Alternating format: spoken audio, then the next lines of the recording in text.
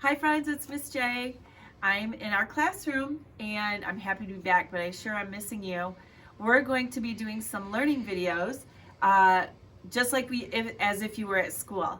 Mrs. Roars is right behind the camera and she'll be making some videos too, and she'll be doing math for everybody.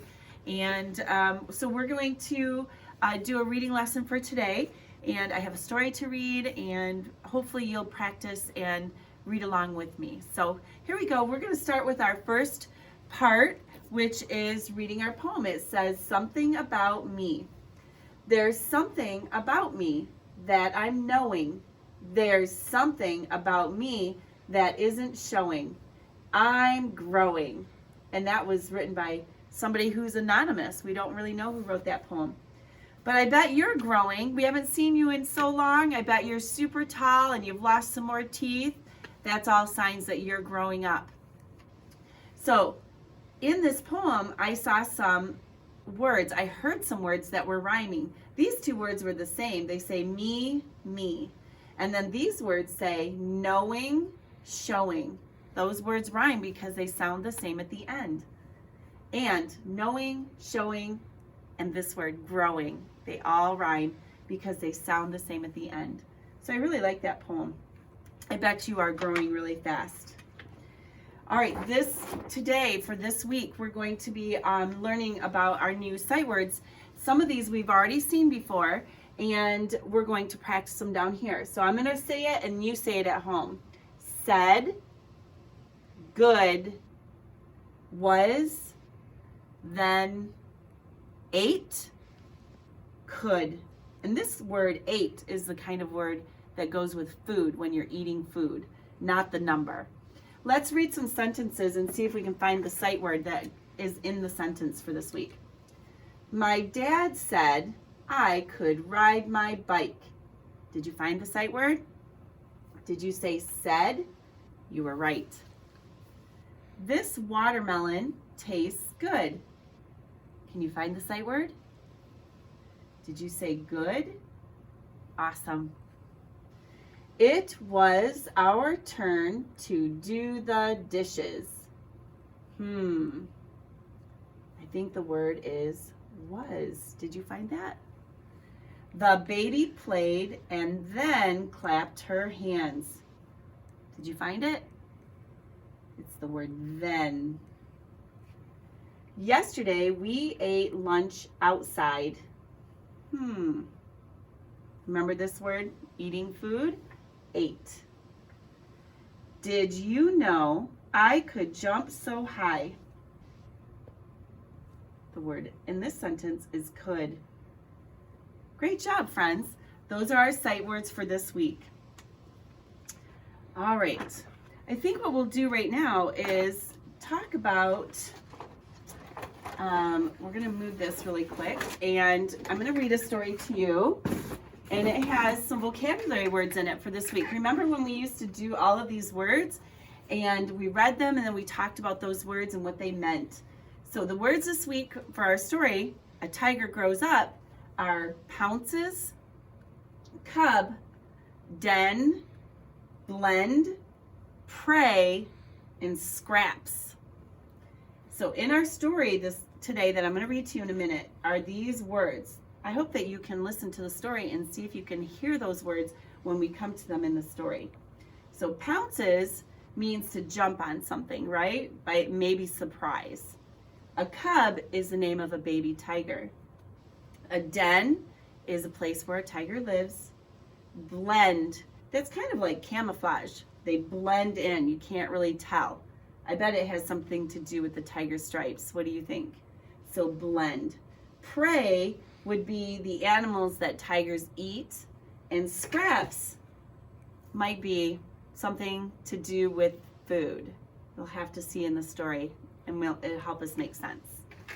All right, so the story today is A Tiger Grows Up, and it was written by Anastasia Suen, and it's illustrated by Michael Denman and William Hewitt. So this story right here, let me turn my page here. This story, just from the cover, I bet you can tell that this is going to be an informational text. Remember, informational text means that it's going to teach us something to learn. So in this story, when it's going to talk, so it's talking about growing up. So you can see here, this mama tiger has some baby cubs here. It's kind of like you. You start out really small and then you start growing up. So I think the story is going to be telling us all about what a tiger does when it starts as a cub and how much it, or what it learns to do as it grows up. So let's read to find out. All right. It says, welcome to the world of wild animals. Follow a Bengal tiger cub as she grows up in India. From playing in the river to hunting in the tall grass, this young tiger quickly learns to live on her own. Deep in the forest, a tiny tiger cub is born. She is much smaller than you were as a baby. The cub has a new brother and a new sister too. The three cubs are helpless. Their mother watches over them in the den. So down here, the author did something really cool. They added some facts to the story. So these are true facts. That's what helps make the story informational. It says a mother tiger is called a tigress. A baby tiger is called a, do you remember? Cub. So there's the babies. 1, 2, 3. At first, all the cub can do is drink milk and sleep. She can't even open her eyes.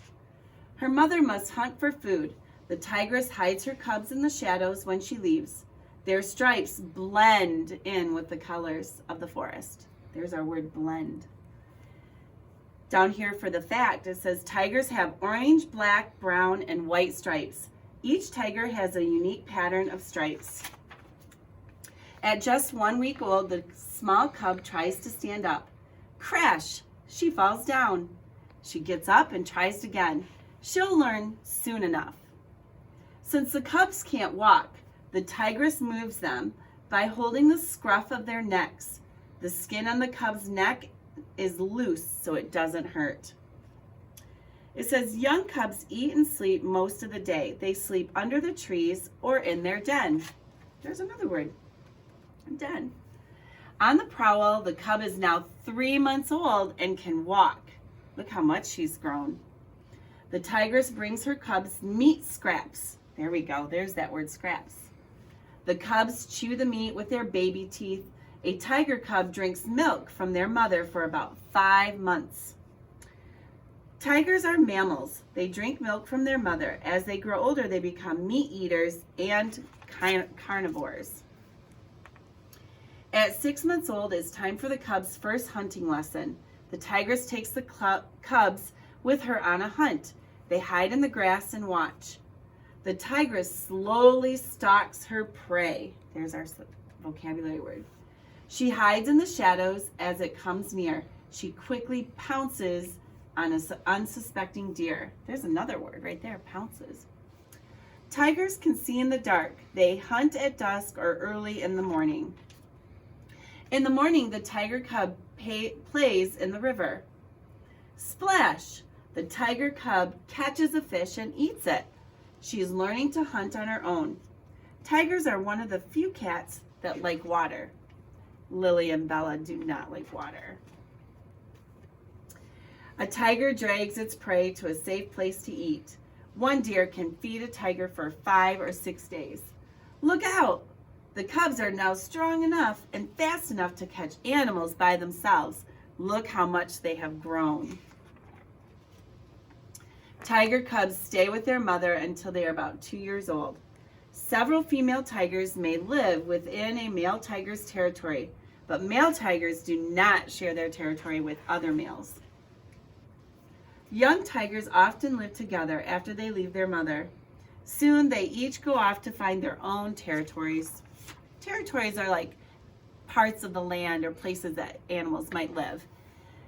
At 4 years old, the young female tiger is ready to mate and have a family of her own. In her den, the tigress gives birth to 3 baby cubs, just like her mother did for her. The tigress feeds her cubs and keeps them safe.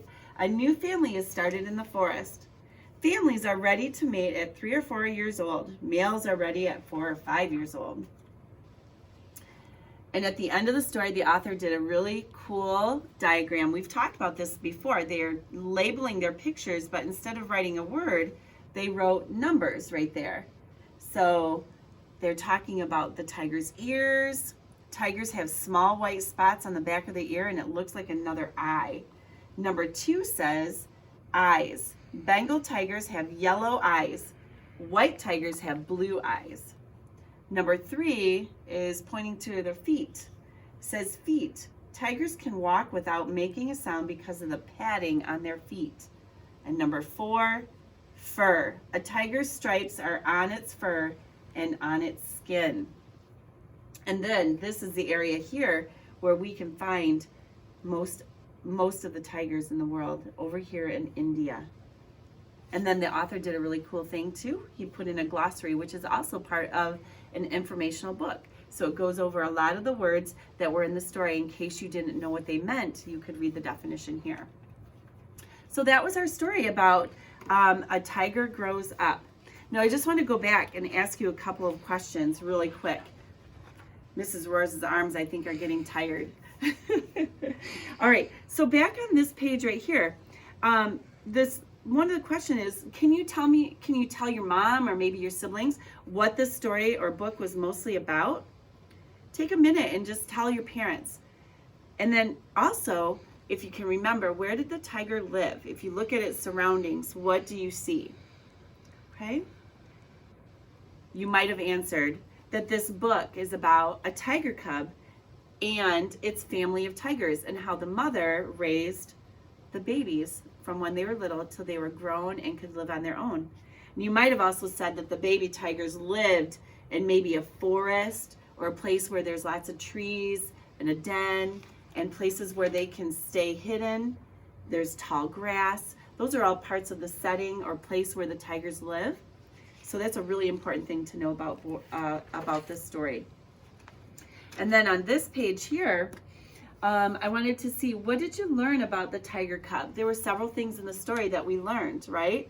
We know that they like to drink milk and that they sleep. And when they're first born, their eyes are not even open. Maybe if you listen to the story again, you can go back and think of all the things that you learned about what a baby cub does and the mother does to help them live and survive. That's another really important question. We call that going back to the story to look for the evidence in the story, finding where the words tell you what you need to know. So that's really an important skill. If we go to one more page, I'm going to ask you one more question. On this page here, remember it was talking about at 6 months old that it was time for the cubs to start learning how to hunt. So my question is, who teaches them and where are they learning to do this? Are they doing it themselves or are they watching their mom?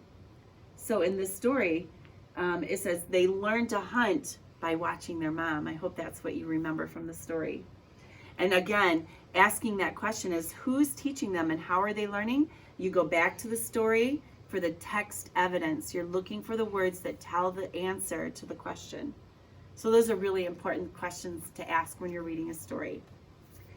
Okay, friends, I think that is all we have for your reading lesson for today.